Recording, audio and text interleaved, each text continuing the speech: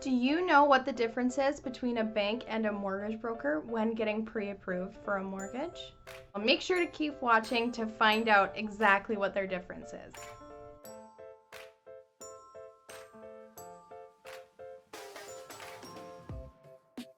Hi everyone, Hannah Dick with eXp Realty here, and on this episode of First Timer Fridays, I want to chat a little bit about what the difference between a bank and a mortgage broker is.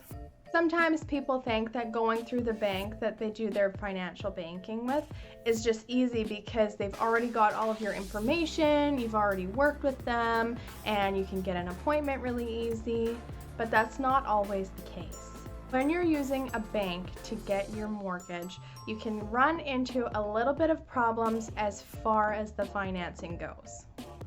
Number one is sometimes the banks don't always consider all of your debt at the time of pre-approval.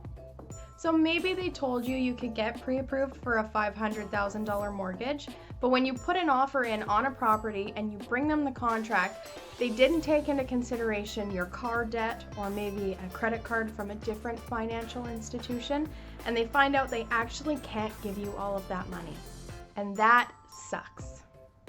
Number two is when you go to the bank to get pre-approved for a mortgage, they can actually only stay within the parameters of that specific financial institution.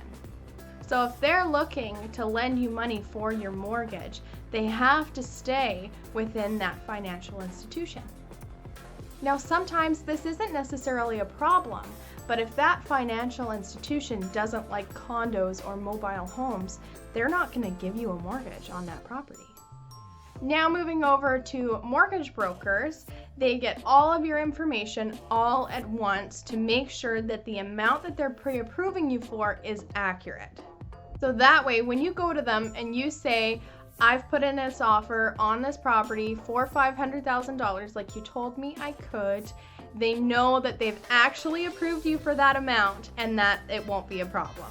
Now, of course, you want to make sure you can get insurance on the property, get an inspection. Some of that may come into play as far as affecting the financing, but if everything checks out, there shouldn't be a problem with lending you the amount that they've told you they would.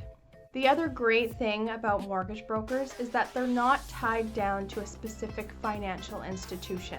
So they have access to this bank over here, this bank here, this private lender here, and they have access to a broader spectrum of lenders versus the bank that has to stay within that specific financial institution.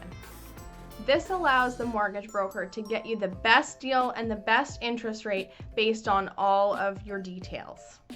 As a realtor, I always recommend using a mortgage broker because I find that people have more success with a mortgage broker than their bank. But to each their own, every single bank is different, and maybe the bank can get you a better deal than a mortgage broker can. This is why it is so important to shop around when you're trying to get pre-approved for a mortgage. Talking to 2 to 3 different financial institutions or lenders can make sure that you're getting the best deal possible. Then the next step is to find a realtor and start looking at homes.